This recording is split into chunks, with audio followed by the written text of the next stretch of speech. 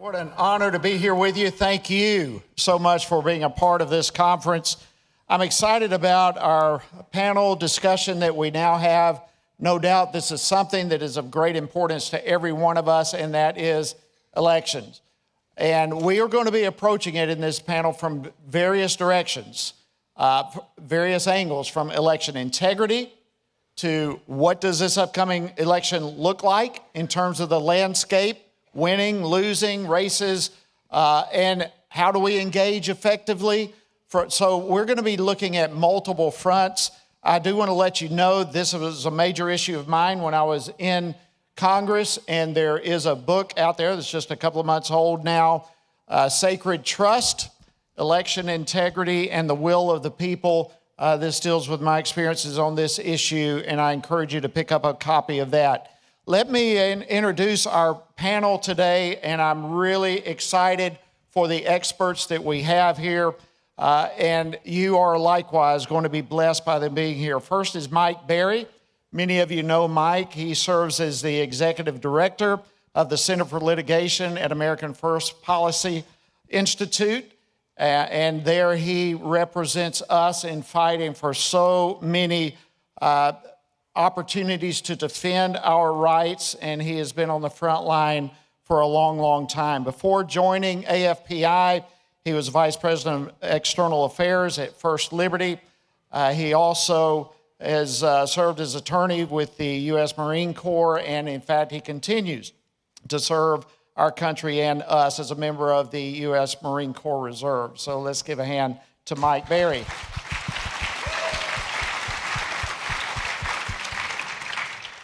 Bunni Pounds is the founder and president of Christians Engaged, which is a nonprofit ministry that's all about getting the Christian community fully engaged in our culture, in our country, on every aspect, and she's doing an incredible job in that role. She serves as vice president of civic and church engagement for Family Policy Alliance, as well as the Family Policy Alliance Foundation. She's an author, she's a former political consultant, and a former candidate for U.S. Congress. So let's welcome Bunni Pounds.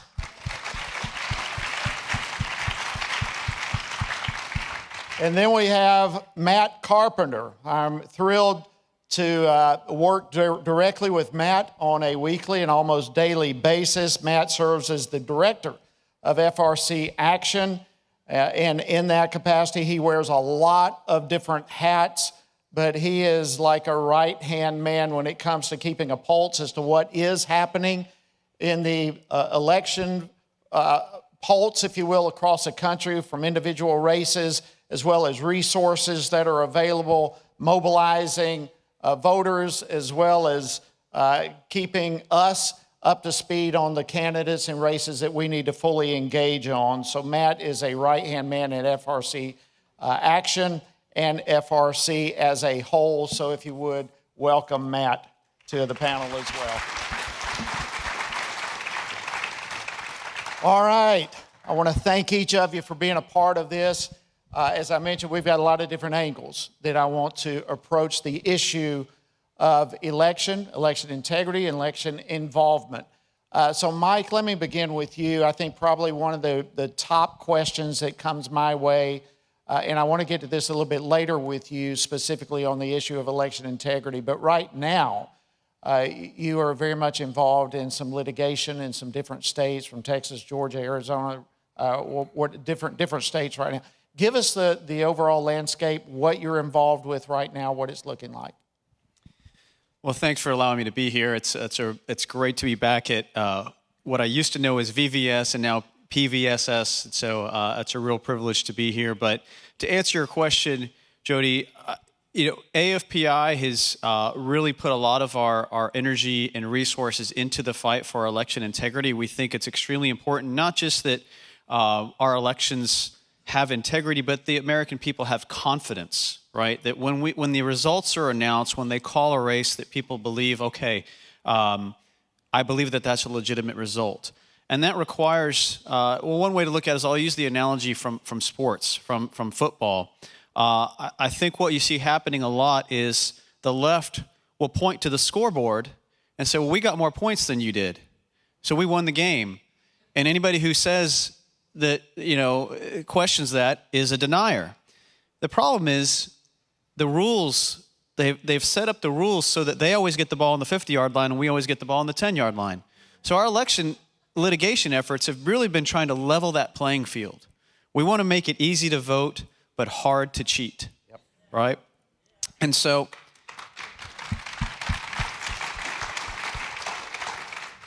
in Georgia, for example, we represent one of the election board commissioners for Fulton County. If you're not familiar with Georgia, that's where Atlanta is.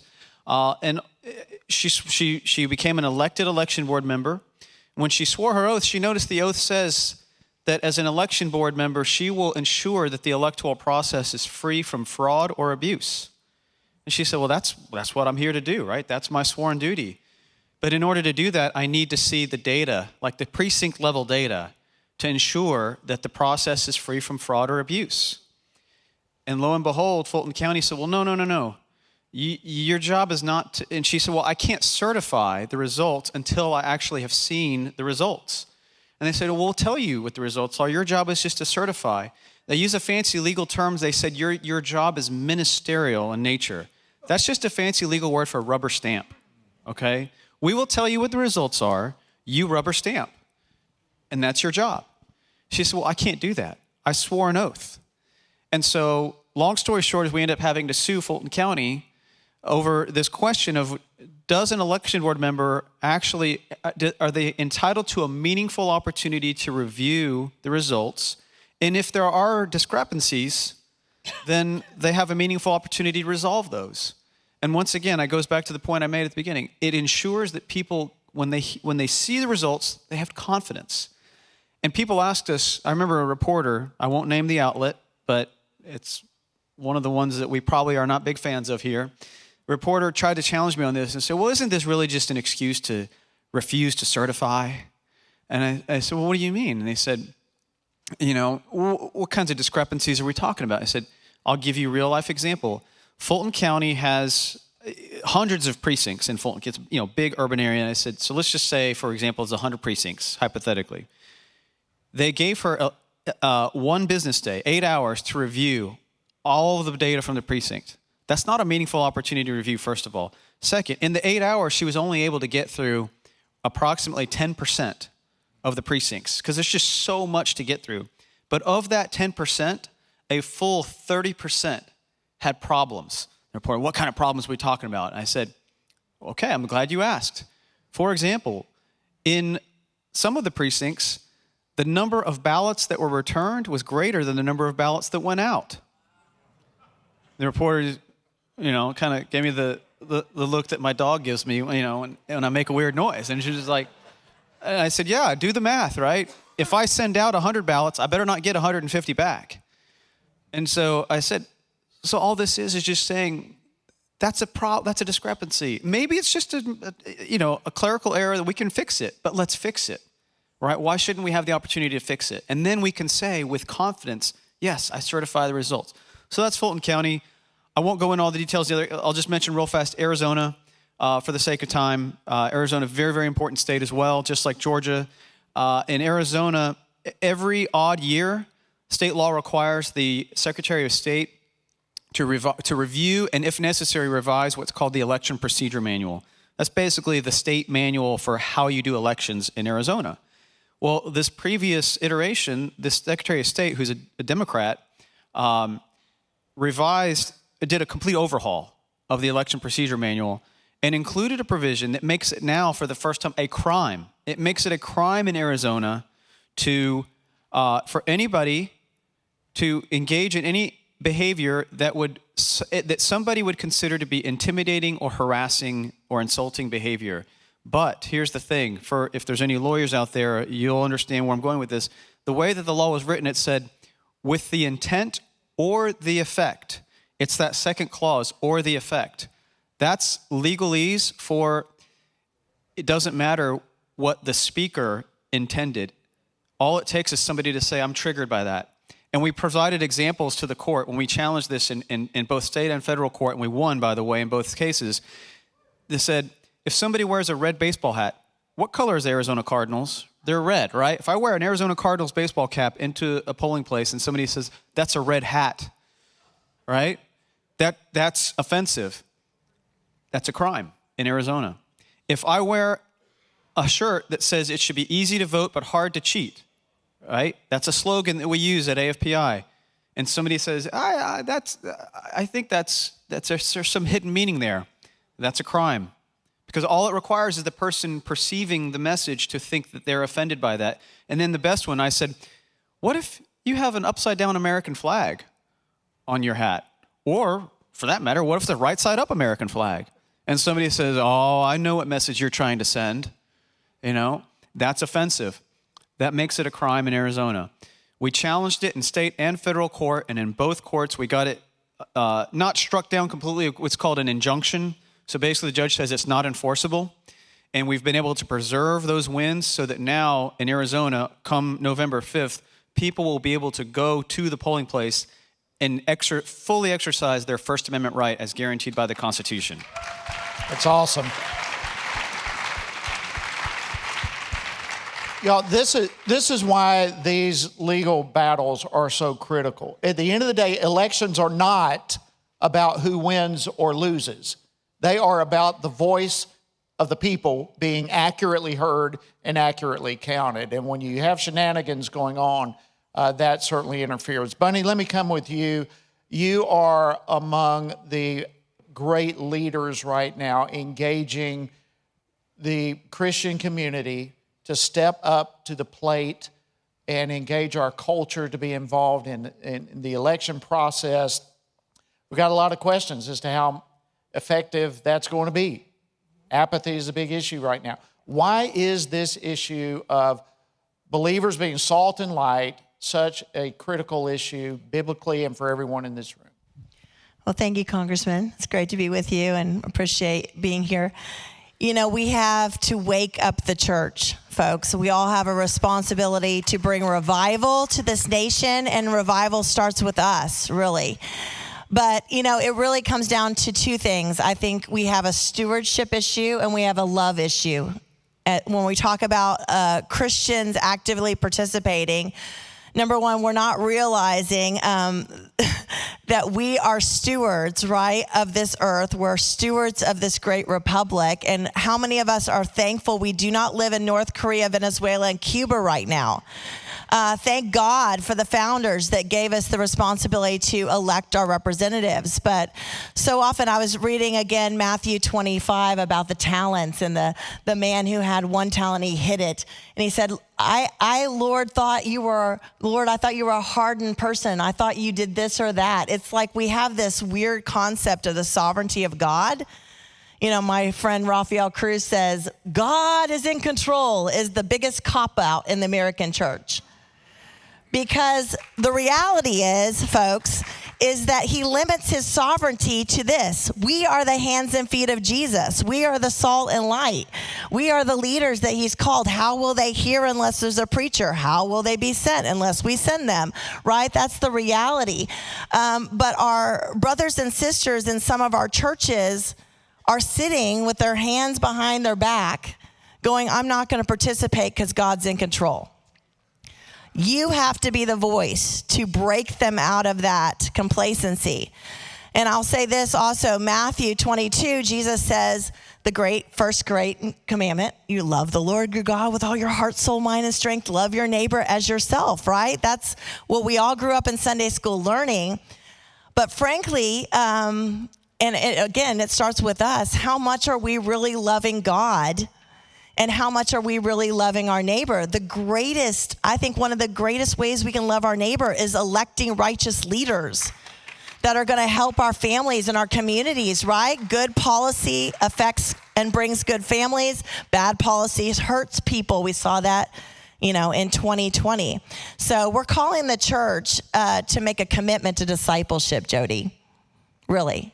Pray, vote, stand, pray, vote, engage. I don't care what we say, but at the end of the day, be leaders, be the hands and feet of Jesus, and let's elect people that will actually help our communities.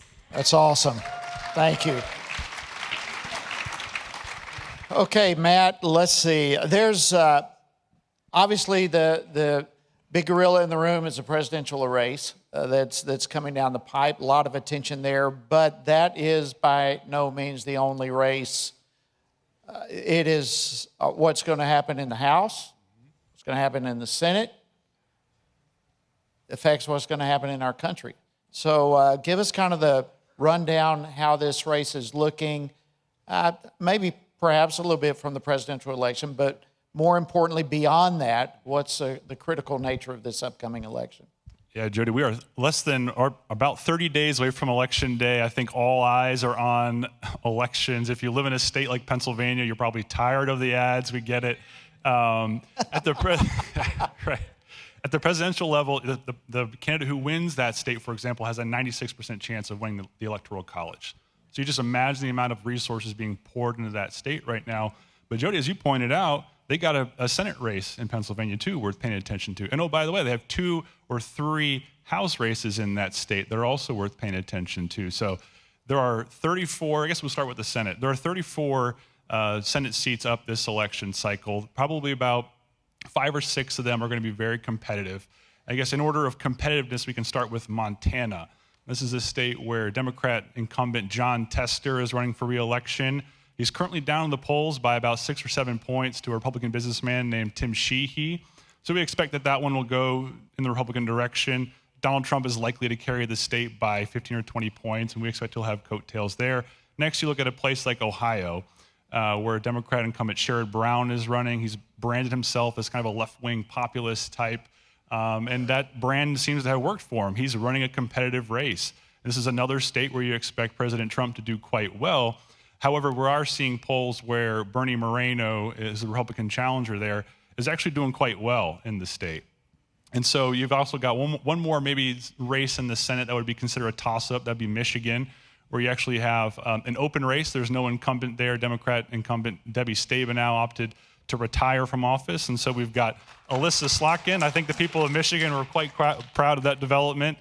See some big smiles out there. But Democrat Congresswoman Alyssa Slotkin is the nominee there, and Republican Mike Rogers is running. At one point, he was in the House. And so that'll be a competitive one. That one's actually tightened up quite a bit. That will come down to the wire. Michigan, also another important state for the presidential election, also home to 2 competitive races on the House side as well. So if you look at the House races, as you know, we had redistricting in 2020. You went from this Tea Party era where you had swings of 40 and 60 in either direction. Now we're looking at a map with maybe 24 toss-up competitive races at all. So the margins in the House are going to be very slim. I'll put it this way for you, Jody. A lot of people think, oh, the 2020 presidential election was decided in 3 states with 85,000 votes. That was close, right? Well, the House in 2022, when the Republicans won control, they won a 4-seat majority with 4,500 vote margin, just to show you how close it is at the congressional level. So it's important we get out to vote. You got to be engaged, as Bunny was talking about. We've got to be educated. We've got to be making a plan to vote and talking to our neighbors. This is going to be a close election. The polling is showing it's going to come down to the wire. There's a lot riding on this election. So if you're in a state like New York and California, I want to add before I close out here, you're not going to be competitive at the statewide level. You're not getting attention at the presidential level, but there's 17 out of those 24 toss-up races I mentioned are in places like New York and California and New Jersey and Oregon and Washington. So look around your region, find a competitive race, and definitely help out if you can.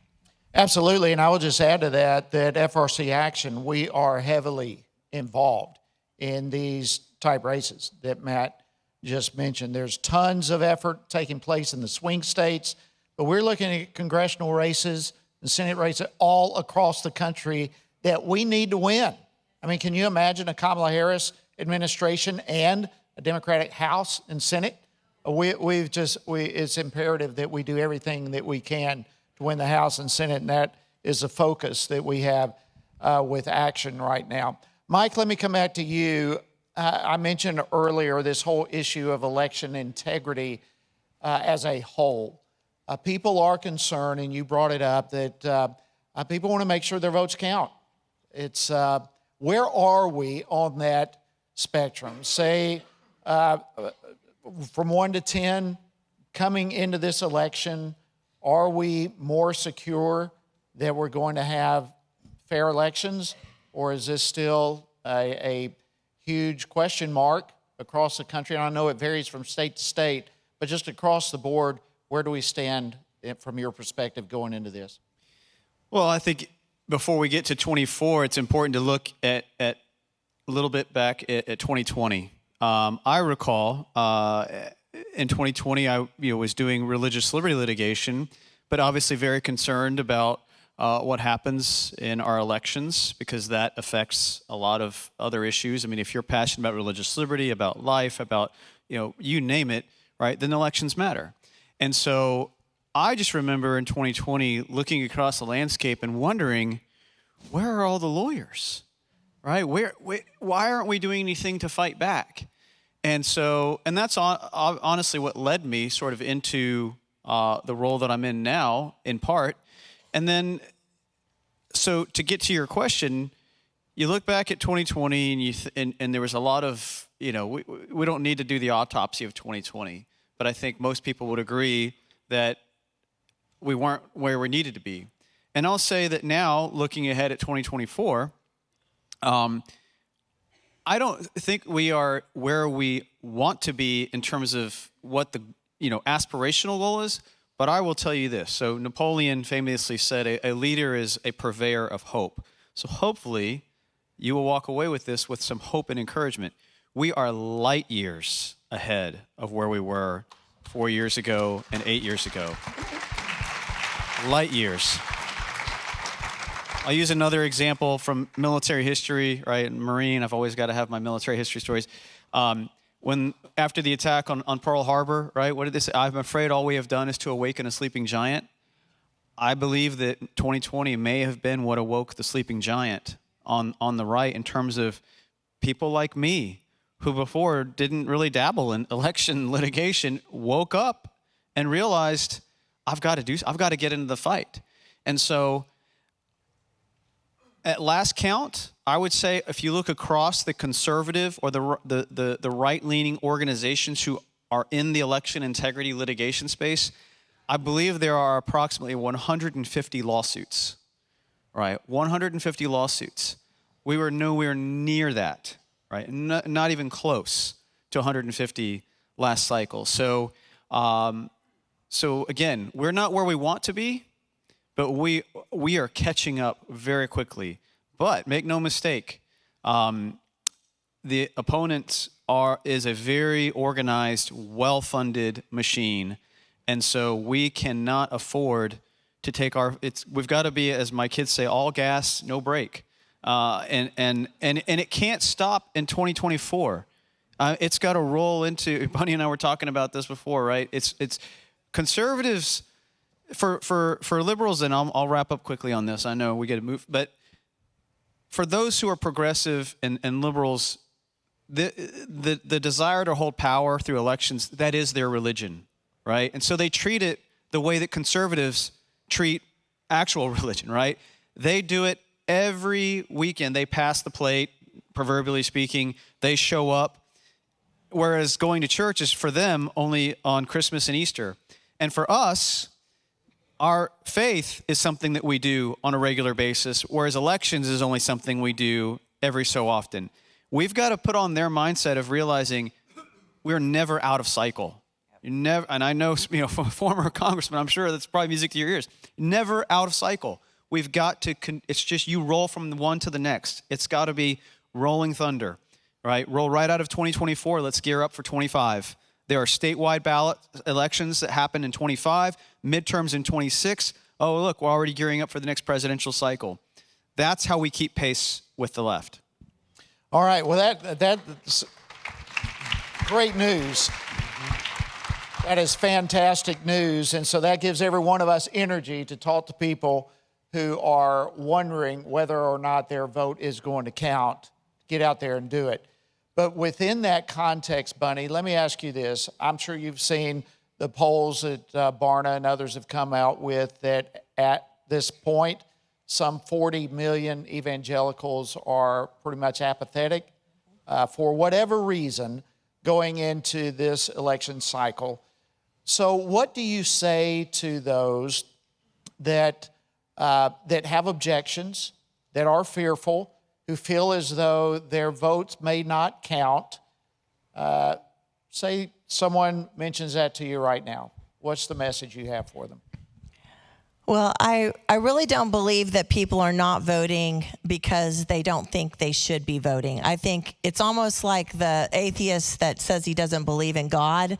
I believe every believer, if they name the name of Christ, actually believes that they should be good stewards. But they're struggling with several things, Jody. They're struggling with, my little vote doesn't matter, or it's not going to, in the big picture of things, it's not going to matter, or the deep state is too deep.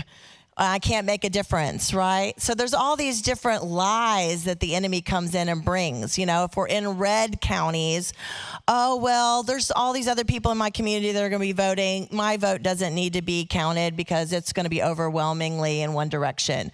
Or I'm in a blue county and, my vote's not going to matter because I can't make a difference in that county. Forgetting about statewide races, forgetting about presidential races, forgetting about our county, our city elections, right? So we have to convince people your one vote matters. Remember the guy last year in Washington State that lost by one vote his city council race because he forgot to vote for himself? I mean, like these kind of crazy stories, right? Your colleague, Claudia Tenney, won by 246 votes in Congress just a few years ago. State rep races are won by 46 votes, 10 votes, 100 votes. Your vote matters.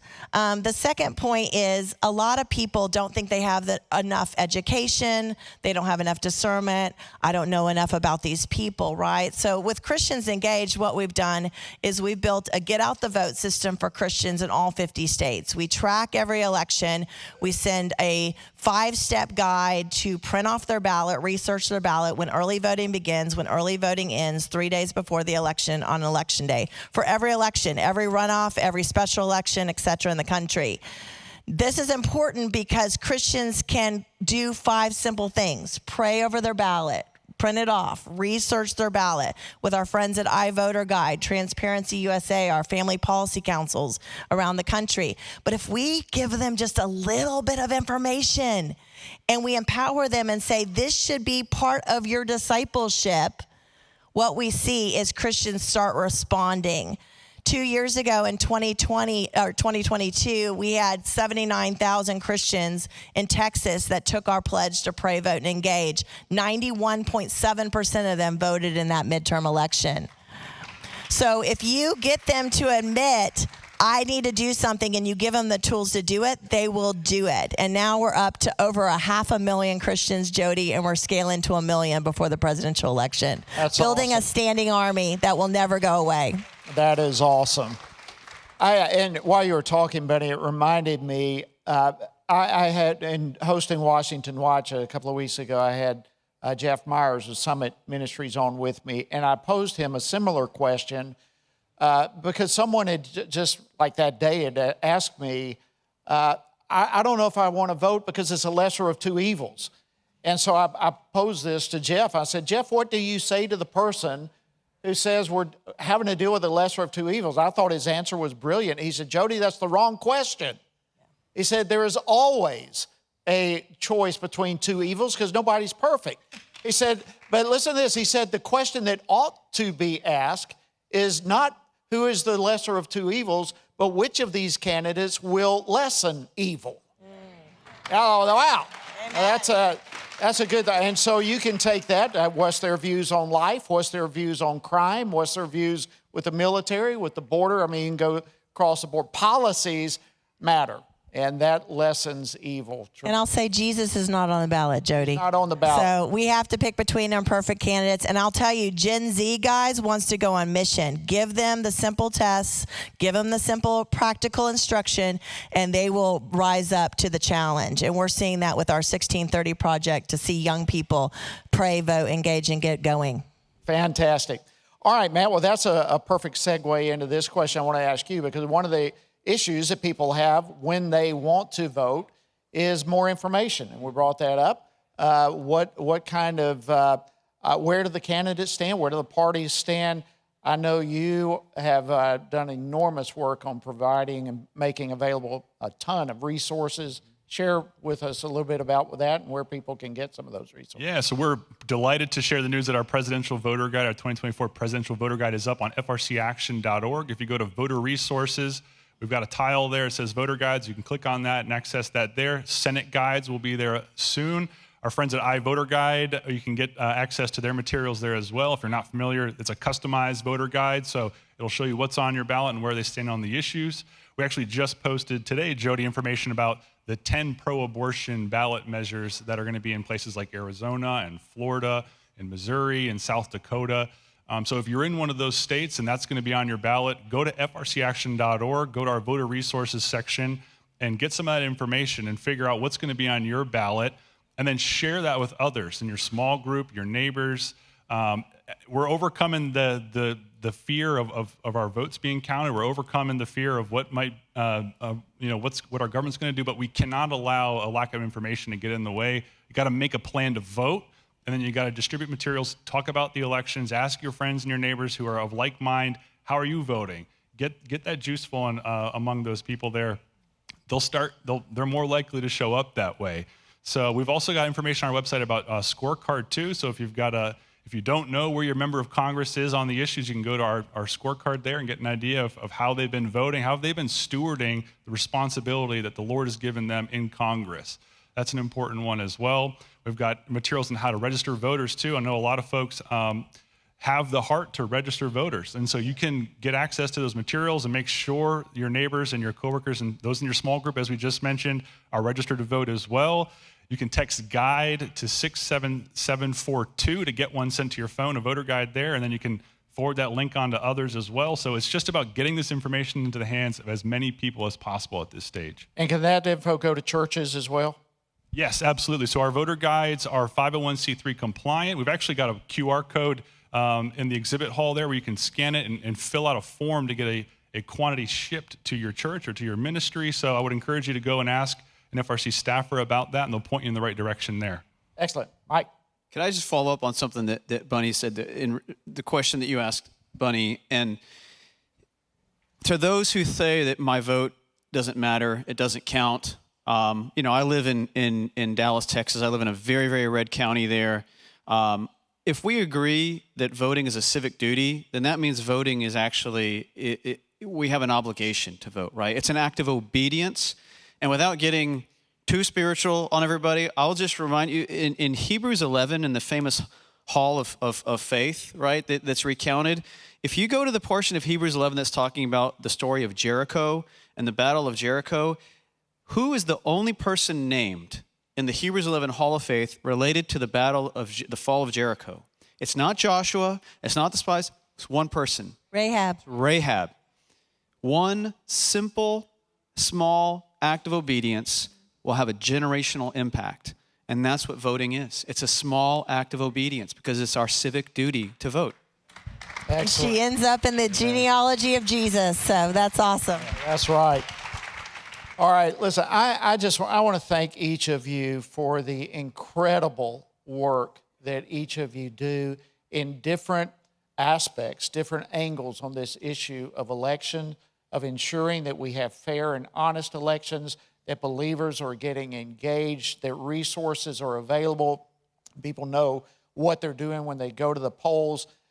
And friends, let me just remind you, biblically, Mike, as you were just saying, it reminded me, God instituted three different institutions. There's the family, there's the church, and there's government. Government is not a man-made thing. It is something God created for all of our good. And so many believers have no trouble being engaged in their family or being engaged in church, but they back away from government. And if believers back away from this God-instituted aspect of civil society, then everyone suffers. So I want to ask you, if you would, give our panelists a big hand. Thank you so much. Incredible job.